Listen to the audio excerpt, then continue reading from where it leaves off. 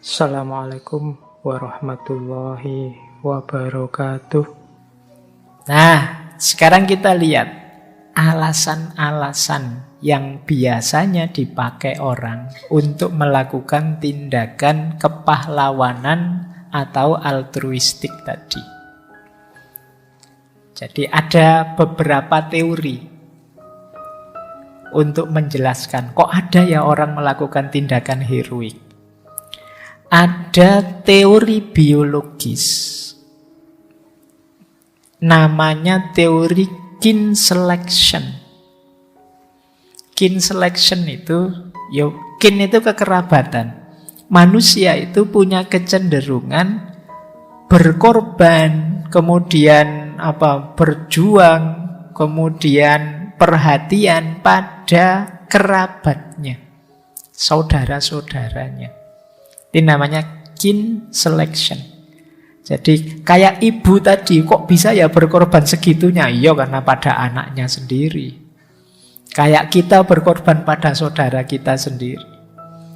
Jadi memang manusia itu fitrahnya begitu. Makanya kita kan selalu diminta, yuk kita luaskan persaudaraan kita. Jangan hanya saudara kandung, tapi juga saudara sesama daerah dong, saudara sesama bangsa dong, saudara sesama agama dong, saudara sesama manusia dong. Tidak masalah. Kalau bahkan sampai level manusia kita anggap saudara, mungkin saja kita lebih ringan melakukan tindakan heroik atau altruis. Kenapa? Karena manusia itu secara alami punya dorongan kin selection tadi. Kalau saudaraku tak bantu, tapi kalau bukan siapa-siapa ndak lah. Nah, tapi kalau saudaranya banyak, luas, itu kan berarti bisa bantu siapa saja dengan ringan. Oke, itu teori pertama. Teori kedua dari bidang neurologi. Kalau menurut neurologi, ketika kita berbuat baik pada orang lain, nanti ada saraf-saraf otak tertentu yang menyala, yang hidup dan senang. Makanya tadi membantu orang lain itu menyenangkan. Kadang-kadang lebih menyenangkan daripada kita sendiri mencapai hal tertentu. Ibu itu gembiranya luar biasa, misalnya kalau anaknya lulus. Lebih gembira daripada anaknya sendiri. Karena anaknya begitu lulus wisuda stres. Setelah lulus mau apa ini? Tapi ibunya gembiranya beneran. Justru yang lulus gembiranya cuma setengah-setengah.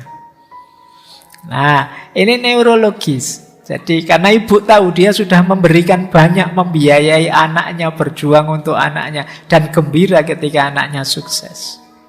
Berbagi itu menyenangkan. Kalau ada orang kita beri apa, kemudian wah terima kasih ya, pemberianmu itu membuat hidupku ringan sekarang itu kan kita gembira sekali membantu orang dan orangnya benar senang dengan yang kita berikan. Karena memang ada sinyal-sinyal di otak kita yang itu hidup gembira, senang dengan melakukan kebaikan pada orang lain. Jadi boleh dicoba kalau kalian sedang suntuk, stres, cari orang untuk dibantu, sedekah. Itu akan menggembirakanmu, apalagi orangnya memang benar butuh. Akan membuatmu gembira. Meskipun tidak harus dikontenkan ya, seperti saya bilang tadi. Nah, sekarang kan apa-apa dikontenkan. Rasanya tinggal separuh nanti, karena begitu kamu kontenkan, ternyata kontenmu tidak ada yang nge-like kan, terus kamu berubah, tidak jadi seneng, kamu misuh-misuh. Sudah dikontenkan, orang-orang itu tidak peka. Salahmu sendiri, itu targetnya ngonten. Ini argumen neurologis. Ada argumen sosial.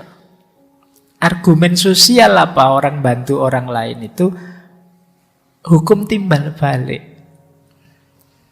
Jadi kita itu manusia terbatas. Kita selalu memerlukan bantuannya orang lain dalam banyak hal. Maka logikanya saya harus banyak bantu orang lain, karena siapa tahu kapan-kapan saya yang perlu dibantu.